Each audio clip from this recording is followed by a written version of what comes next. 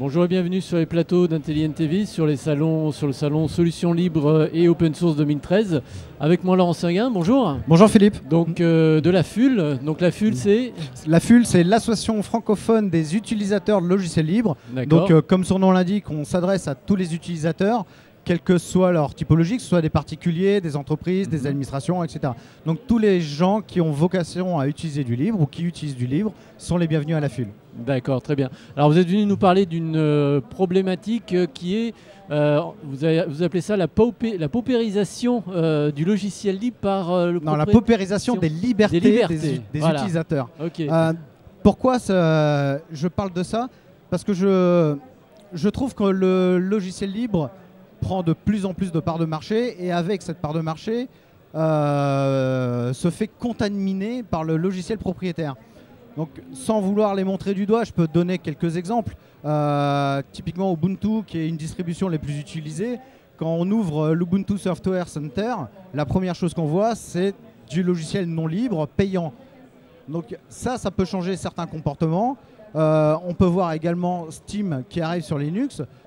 Steam déjà arrive en non libre et est une plateforme qui va permettre aux jeux non libres de gagner encore plus de parts de marché et donc de réduire les utilisateurs de jeux libres. Par rapport, voilà, donc effectivement. Mais ceci dit, pour faire l'avocat du diable, il y a un certain nombre de gens qui disent, mais au contraire, c'est bien, ça va faire venir de nouveaux utilisateurs, puisque maintenant, au lieu d'avoir un Windows pour utiliser Steam, je vais pouvoir avoir une Ubuntu. Mais dans ce cas-là, ce n'est plus du logiciel libre, parce que l'intérêt pour un utilisateur, c'est d'être libre sur son informatique. Donc si c'est pour utiliser un logiciel, par exemple un gestionnaire de courrier non libre sur une Ubuntu, s'il le fait consciemment et que c'est un choix raisonné, oui. Si c'est un choix parce que tout le monde le fait, là ça me pose un vrai problème. Et donc se pose la question de savoir comment mettre en valeur les produits libres et faire en sorte qu'ils soient pérennes vraiment et qu'ils gagnent encore plus de parts de marché. Oui, parce qu'effectivement, quand on parle de pérennité, on parle forcément derrière de moyens financiers. Effectivement, le logiciel libre, entre guillemets, est gratuit. Alors, c'est pas vrai du tout, parce que derrière, il y a des gens qui passent énormément de temps effectivement à les développer. Donc, il y a aussi énormément de bénévoles qui font ça sur leur temps libre. Donc, ils ne sont pas forcément à la recherche d'une monétisation, on va dire, de leur travail, mais malgré tout, ça représente un travail. Et puis, il y a des entreprises aussi qui essayent d'en vivre. Non. Exactement. Alors, il y a différents types de logiciels libres. Il y a les logiciels libres d'entreprise qui, eux, peuvent être complètement libres ou pas. Alors souvent, les entreprises, elles se posent à un modèle économique relativement simple. C'est-à-dire qu'elles vont faire du non libre. Donc elles font une petite base libre et des extensions non libres. Donc c'est le modèle du freemium ou de l'open core. Donc finalement, l'utilisateur, le client, à la fin, il n'est pas plus libre que s'il avait pris un logiciel vraiment... logiciel propriétaire, voilà, complètement. Donc ça, c'est le même modèle qu'on a connu avec le shareware dans les fins des années 80, début des années 90, et c'est pas du logiciel libre. On peut dire éventuellement que c'est l'open source parce qu'il y a une brique commune, etc., mais ça ne libère pas l'utilisateur. Et moi, c'est ça qui m'intéresse, c'est la libération de l'utilisateur. Donc la question, c'est comment pérenniser le travail, parce que François Elie, président de la DULAC, qui est aussi au conseil d'administration de la FUL, a dit un jour un logiciel libre n'est gratuit qu'une fois qu'elle était payée. Et c'est quand il a dit ça, il a tout dit. Effectivement, ça coûte de créer un logiciel, ça coûte de le maintenir. Et la question, et ce sur quoi je veux interpeller les gens, c'est que les gens sont d'accord pour payer pour un logiciel non libre. Mais pourquoi ils ne paieraient pas pour un logiciel libre? Je vais te donner deux exemples. Sur mon cas personnel, je ne suis pas un grand développeur, mais j'utilise pratiquement que du logiciel libre. Je dis pratiquement parce que j'ai des choix raisonnés de logiciels non libres, mais qui ne sont pas structurants pour mon informatique, c'est-à-dire je peux les jeter. Le premier cas, c'est LibreOffice. J'utilise le logiciel LibreOffice. Avec l'argent que j'ai donné à la Document Foundation, j'aurais pu m'acheter 2 voire 3 licences Microsoft Office. Mais je soutiens ce projet parce que je veux qu'il avance, je veux qu'il continue, je veux qu'il se pérennise. C'est pareil pour le logiciel The Gimp, qui est donc mon traitement d'images, etc. Ce logiciel-là m'a coûté aussi pas mal d'argent. Donc sur 2 ans, je crois que j'ai dû donner 110, 115 € juste pour soutenir ce projet-là. Et à chaque fois, je pense qu'en tant qu'utilisateur, il faut se poser la question de est-ce que ce logiciel-là est structurant pour moi?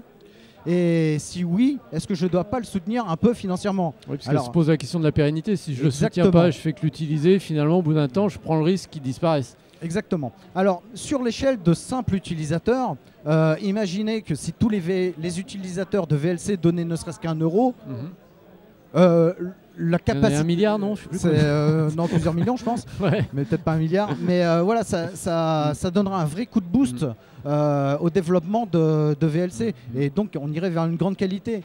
Mais c'est vrai aussi pour les entreprises utilisatrices. Une entreprise utilisatrice qui va intégrer dans son système d'information un logiciel, il faut qu'elle se pose aussi la question de, la pérennisation du logiciel. Parce que, comme je dis toujours, prendre un logiciel libre, ce n'est pas juste de la consommation, c'est un investissement. Et donc, il faut pérenniser son investissement, il faut sécuriser son investissement. Et donc, ça veut dire aussi financer la R&D qu'il y a derrière. Ouais. Peut-être prendre des parts dans la société si c'est un éditeur qui le fait derrière. Ne serait-ce que pour juste bloquer un rachat agressif d'un concurrent. Voilà, après, chez les éditeurs, il y a toujours le risque de Mais l'important, c'est que le code soit libre. libre. Parce que même si l'éditeur est racheté, si le code est libre, l'utilisateur s'en sortira toujours. Et c'est ça qui est important. Donc il faut pérenniser le code libre. Et ça, c'est aux utilisateurs de prendre conscience. Et surtout, il ne faut pas regarder le logiciel libre à son état de l'art aujourd'hui.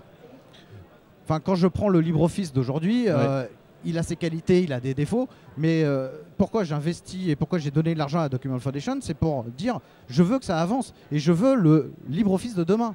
Je veux pas le LibreOffice 4.2, je crois, mais je veux la prochaine version, c'est celle-là que j'ai envie. Et donc il faut regarder le logiciel libre de demain, celui qu'on va créer. Ouais. Et qu'est-ce qu'on peut mettre en place concrètement pour inciter? C'est juste, il faut en parler, il faut convaincre les gens, ou il y a d'autres modèles économiques qu'il faudrait imaginer pour aider au financement du logiciel libre en sortant des modèles traditionnels, entreprises, etc. On peut mixer les choses. Déjà, en parler, c'est pas mal. Dire aux gens, vous utilisez VLC, donnez 1, 5, 10 euros à VLC. Ce que fait Canonical, d'ailleurs, quand on veut télécharger Ubuntu, on peut donner. Je sais pas s'il donne à VLC. Un petit peu, peut-être, mais c'est à chacun, on le fait, et ne pas laisser un intermédiaire le fait. Il faut qu'on soit, nous, proactifs. Nos libertés dépendent de nos actions. Et donc ça, c'est un des premiers gestes. Le deuxième geste, c'est expliquer aux entreprises utilisatrices qu'elles doivent un peu plus s'impliquer dans le logiciel libre qu'elles utilisent. Et la troisième voie, c'est expliquer aux gens qui font du libre de manière professionnelle qu'eux, ils ont tout intérêt à jouer le jeu du libre et à créer avec leurs utilisateurs un écosystème qui va pérenniser leurs solutions et leur entreprise. Donc plutôt que d'aller verrouiller les libertés pour les faire payer de force, il faut les entraîner vers un cercle vertueux de payer pour conserver vos libertés et pérenniser le logiciel sur lequel vous avez investi. D'accord, très bien. Bah écoutez, j'espère que le message va être passé. En tout cas, voilà, ça va y contribuer, j'espère. Voilà. Merci beaucoup Laurent. Merci beaucoup Philippe. À bientôt. Au revoir. À bientôt, au revoir.